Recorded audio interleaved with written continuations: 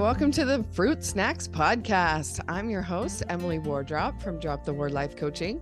I am the T1D Moms Coach. I'm here to help you manage your mental and emotional health while managing your child's diabetes.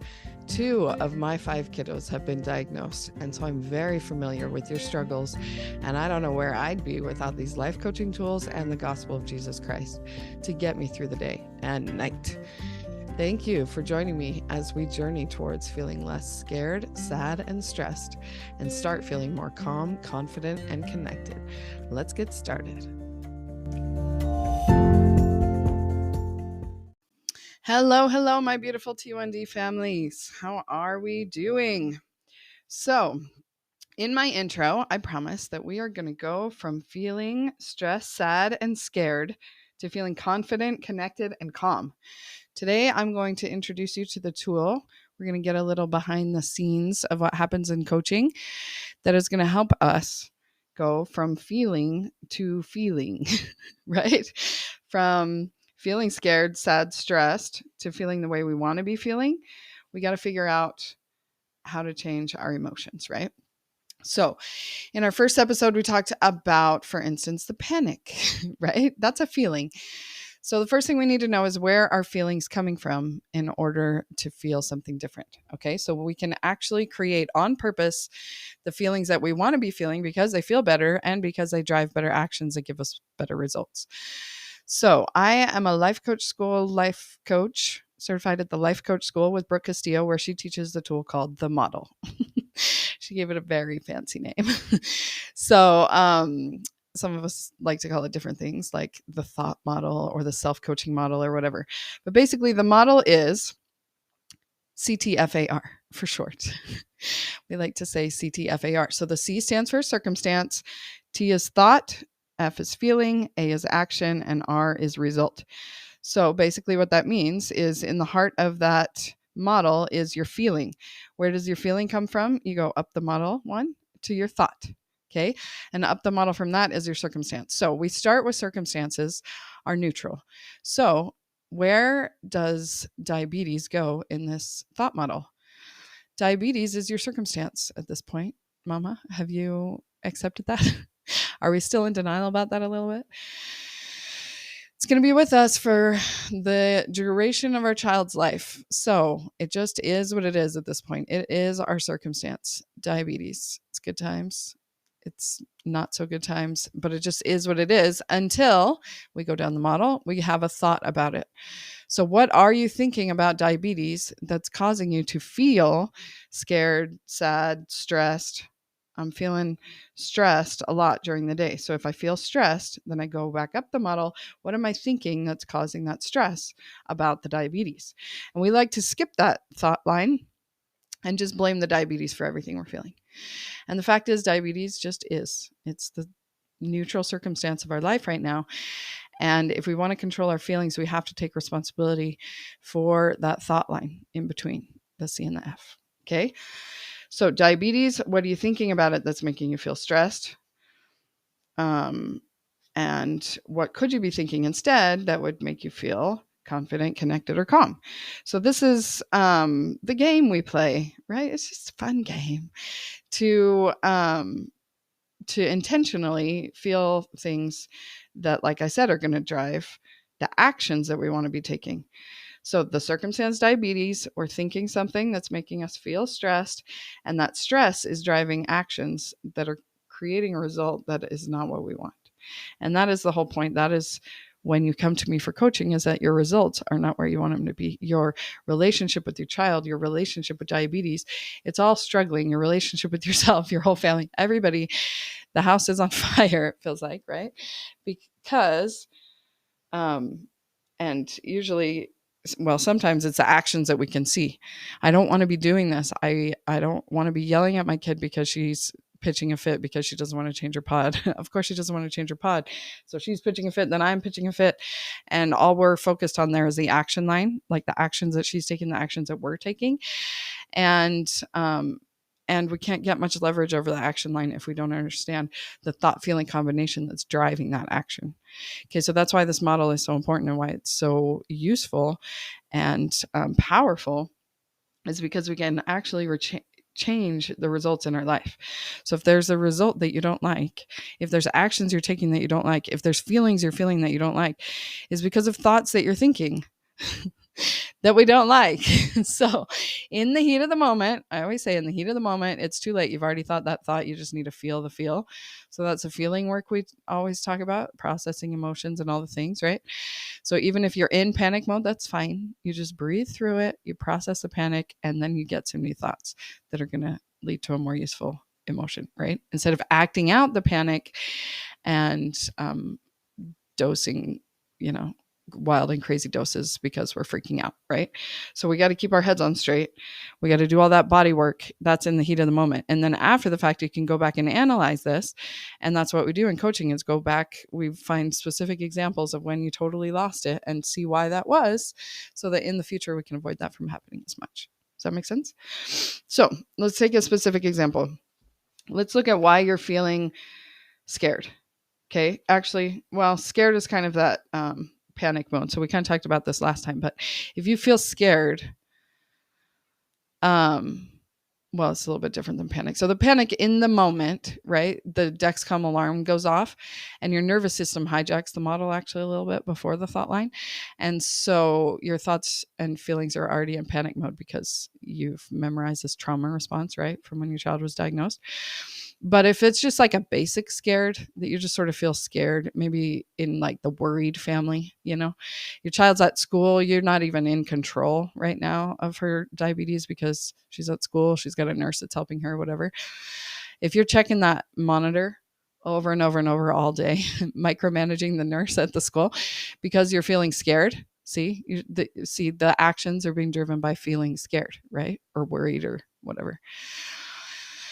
So we see that that's not really that useful, right? It would be a better productive day on your part if you could actually relax and enjoy your time off from managing the diabetes instead of micromanaging the nurse, right? So we want to feel trust. We want to feel hope. We want to feel confident in the nurse, in the, whatever, and feel calm and feel at peace and at ease at home so we can get something else done besides just have diabetes rule our whole life, whether the child's in our care right this second or not, right?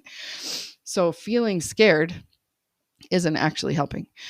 That's the lie that worry tells us, right? Is when we're worried about the future, it's really not useful. The lie that worry is helpful is not true. Because really all you're doing is spinning in your own worry and you're not taking any actions that are preventing or helping anything at all. Okay. So if we would rather feel confident that the nurse is taking care of her, we got to figure out what our thought is that's making us feel scared, right? We got to own where we're at right now first. So we feel scared because we're thinking thoughts like, oh no, her blood might drop. Oh no, anything that starts with oh no, right? Makes you feel scared. So we got to dig in, figure out what those thoughts are. And just the first step is just to get awareness of what we're thinking right now. So the circumstance being the child is at school, maybe you're connected to them and you can see their blood sugar levels and maybe the monitor even goes off, right? So then you check your phone. You were doing fine. You weren't even thinking about it at all. And all of a sudden the monitor goes off and you think some oh no thought, right? We got to figure out what you're thinking exactly. It makes you feel scared. And then you start taking crazy mom actions, right? Driven by that scared. And the result is that the nurse is not your result, right? Is you're not being the calm, connected, confident mom that you want to be, right? So you're being crazy mom. We don't need to do that, right? That's not actually helping your daughter. So if we'd rather feel confident that the nurse knows what she's doing, we got to think something like that. I think she knows what she's doing. She's been dealing with diabetes a lot longer than I have. She's trained. She's good. Everything's fine. Those thoughts make you feel more at ease, more confident, more calm, right?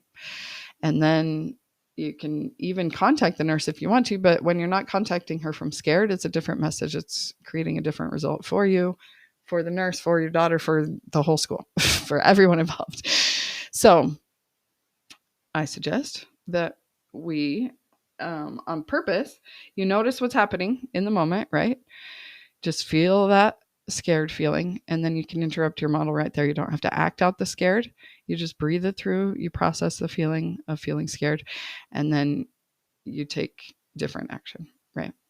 And then you can intentionally change your thought to, she knows what she's doing. It's all good. You feel confident. You either contact her or not, whatever you're feeling, your intuition is leading you to be the most aligned you that you are. Okay. So that is how the model works. In the heat of the moment, you're just going to feel your feelings. After the fact, we can go back and plug into the model. What were you thinking? How was that making you feel? What actions was that driving to get you the result that you're not happy with? And that's what we do in coaching. And so I'd love to be your coach. You can get a complimentary coaching session to try it out at dropthewar.com/appointments. And I was just considering, okay. So as part of that whole spiel that I just let you in on, right, as a peel behind the curtains, the other thing we did, so there's this thought model, right, that we just went through. And then my own personal framework for coaching, I call it the AAA batteries. And we'll talk about those all the time on the podcast. So that's what I was just stalling, considering whether we're going to do a whole different episode, but we'll just throw it in here. So, because we're going to talk about it all the time. We'll be using the model all the time. We'll be using the AAA battery. So that'll be fun to have it right here on the same episode together. So the AAAs are alignment. Sorry, that's the goal. That's the third one. First, you need awareness and acceptance that leads to alignment. Okay. So we're getting aware of our current model, right? That's what we were doing this whole time, is getting aware of our thoughts. What are we feeling? What actions are we taking? Getting awareness of ourselves, right? Because we tend to just be aware of everyone else around us and we have no leverage there. We have no control of anyone else. So getting awareness of what we're doing. But then a lot of the times, once we're aware of what we're doing, we like to judge it. So the next battery is really important. We have to have acceptance. So as we accept where we're at is the only way I promise to make change. So we think that we can beat ourselves up better, but that is never true.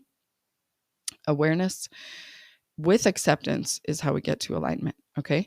So once we get awareness of what we're doing and we don't judge it, because when we judge it, it hides, we lose that awareness. We don't even, because we're ashamed, right?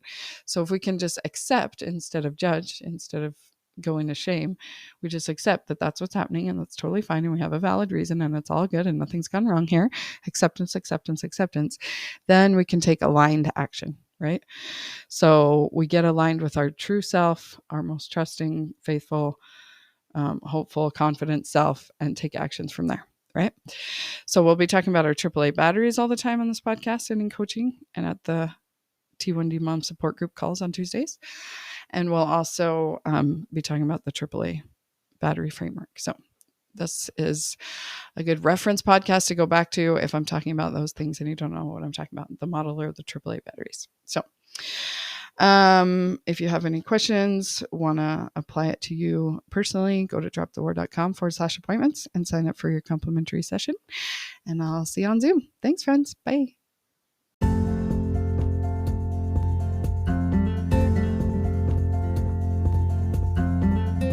Hello, my sweet T1D parent friend.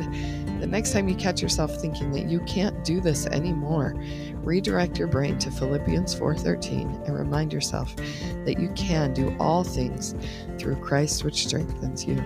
As your life coach, I'm here to be a conduit to help you get your brain and body aligned in order for your spirit to clearly communicate with His Spirit to become your own diabetes parenting expert.